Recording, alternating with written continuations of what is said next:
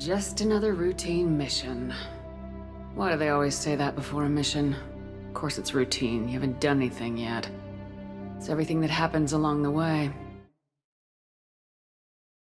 The choices you make, the paths you choose, that turn the routine into anything but. Of course, that's how it started. A routine mission, answering a distress call. And look where that got me. We were testing out the Normandy, Captain Anderson's new ship, when the distress call came in. An Alliance patrol on Eden Prime had been attacked. They'd seen something they couldn't explain. And whatever it was massive. I hit the ground with my lieutenant, Caden Alenko. A good kid, loyal, by the book, with a talent for biotics. We came across the lone survivor of the patrol, Gunnery Chief Ashley Williams. A soldier to the core. Tough, disciplined, ready to take on whatever came her way. Ashley joined up with us and took us to the spot where she lost her squad. That's when we saw it.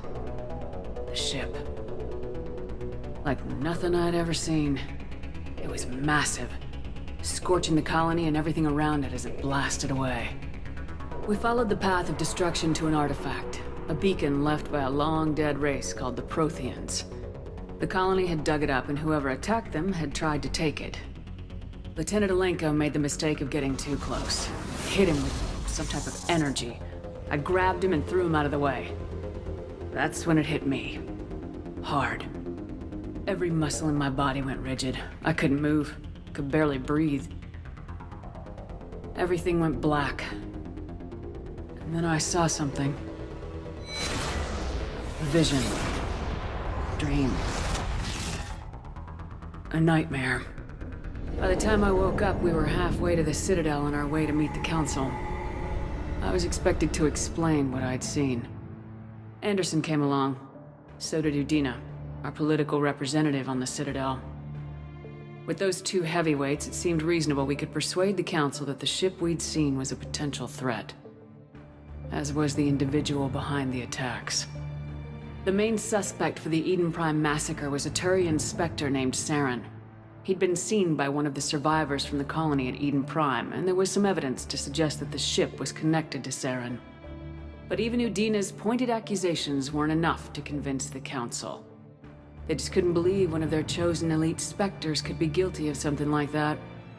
They needed proof, which meant I needed proof. Fortunately, I wasn't alone in my search. Garrus, another Turian, wanted to help. A top agent for Citadel security. Despite orders from his superiors that he shouldn't get involved, he told me he was suspicious of Saren and he had some useful leads. More importantly, he was willing to share them. That led me to Rex, the biggest, nastiest looking Krogan bounty hunter I'd ever seen. He turned out to be more than just a brute. It was his intel that led us to a fugitive with incriminating evidence on Saren. The fugitive turned out to be an energetic little Quarian named Tali. A tech expert with a knack for hacking, she'd procured some information on Saren. Evidence that proved Saren was dirty.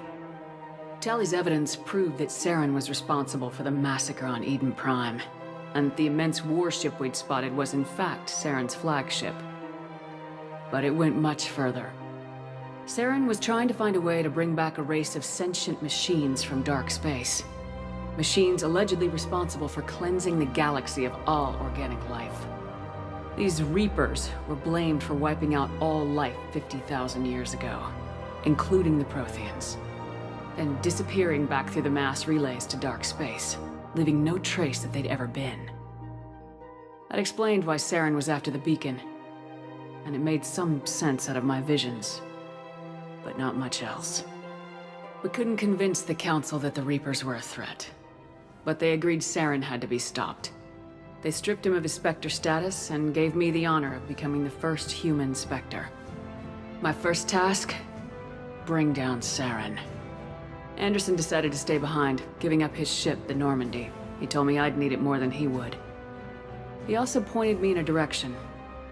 Liara, a Prothean expert, adept in biotics, and maybe most importantly, daughter of Benezia, Saren's top lieutenant. And like most Asari, as beautiful as she is intelligent, and born with a unique ability to meld with other species. Liara was able to help me decipher some of the vision the beacon had given me. Nothing concrete, but it gave me some clues. And a new appreciation for the Asari. Her technique for accessing my vision was unexpected, but not at all unpleasant.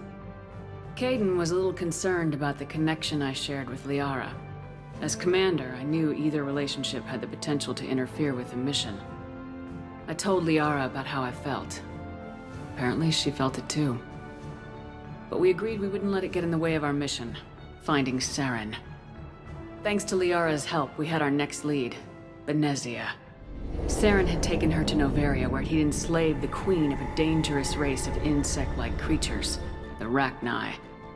He ordered Benezia to use the same technique Liara had used on me to extract information from the Rachni queen. The queen's drones were everywhere, and they were not happy. We had to fight through hundreds of them to get to Benezia. By the time we arrived, Saren was gone, with the information.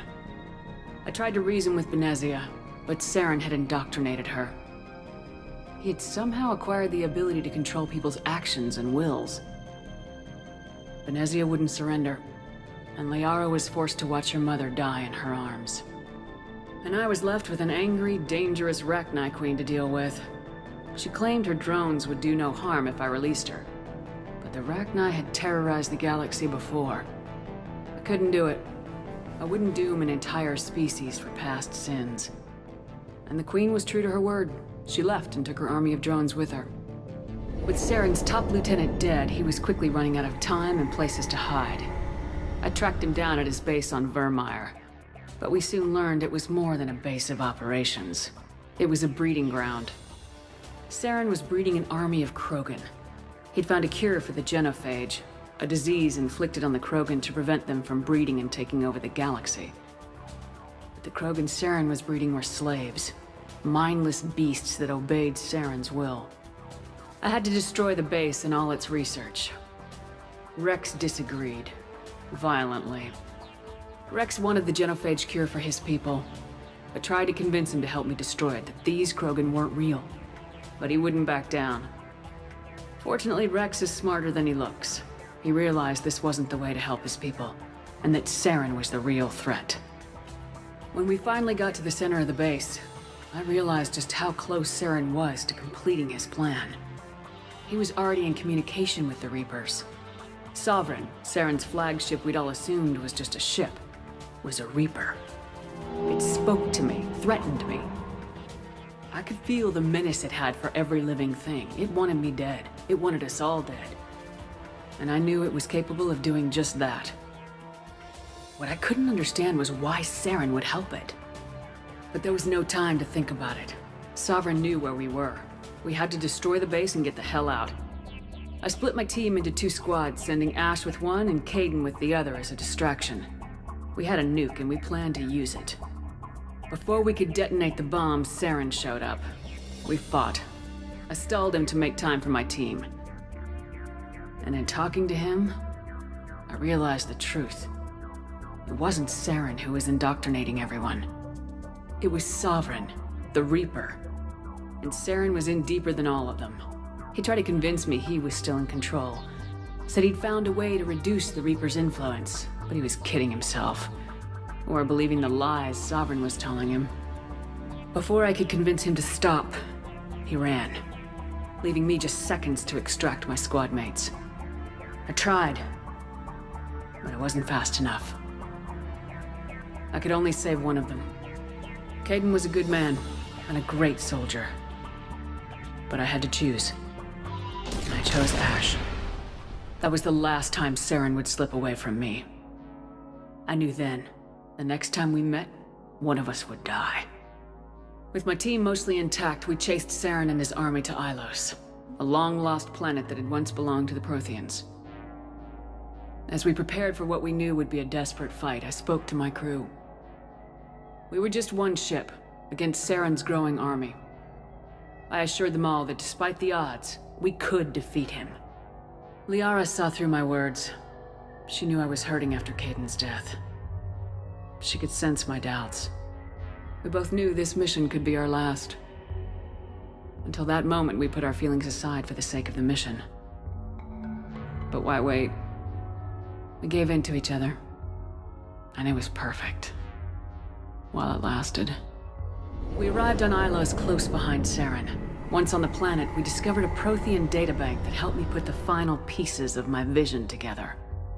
The Reapers had come 50,000 years ago, and every 50,000 years before that, each time purging the galaxy of life. The Protheans had fought and died like every species before them, but a few survived long enough to leave a parting gift. The Protheans had discovered that the Citadel was the key to controlling the mass relays.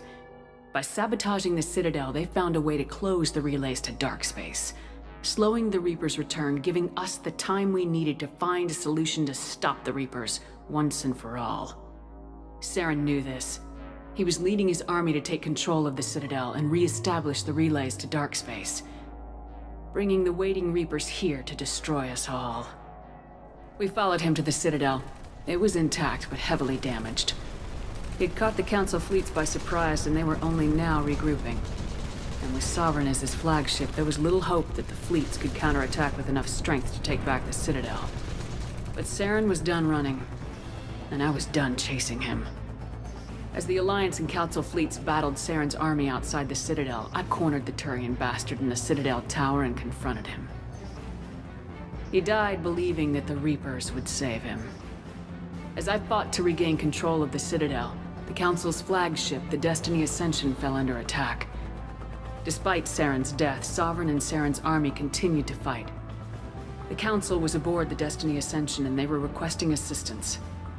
But I knew in order to help them, I would have to put our human Alliance fleet in jeopardy. The Council could be replaced. The fleets were needed here and now if we were going to defeat Sovereign. Even with the Citadel back in my control, Saren defeated and the Normandy leading the combined galactic fleet.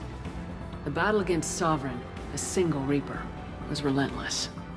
It took the combined fleets of humanity and the other races, but in the end, Sovereign fell. But the costs were immense. While humanity's efforts in the war earned us our first seat on the Council, it was a hollow victory. The Reapers were still out there.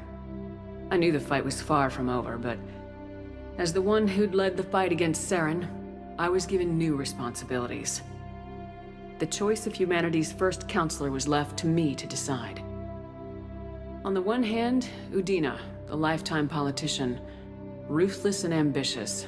He would easily navigate the political landmines that would soon be placed before him. The other choice, Captain Anderson, the career soldier. Tough but fair, but a friend, and someone I could trust.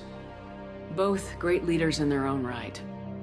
Anderson didn't want the job, which was a sure sign he'd be perfect for it. No ambition to get in the way. The war was over. The threat had passed. In time, the Council would rebuild itself. The Citadel could be repaired. Even the pain of lost friends would fade. But none of that mattered if the Reapers were still out there. And if they were all as powerful as Sovereign, we had to find a way to stop them. I had to find a way.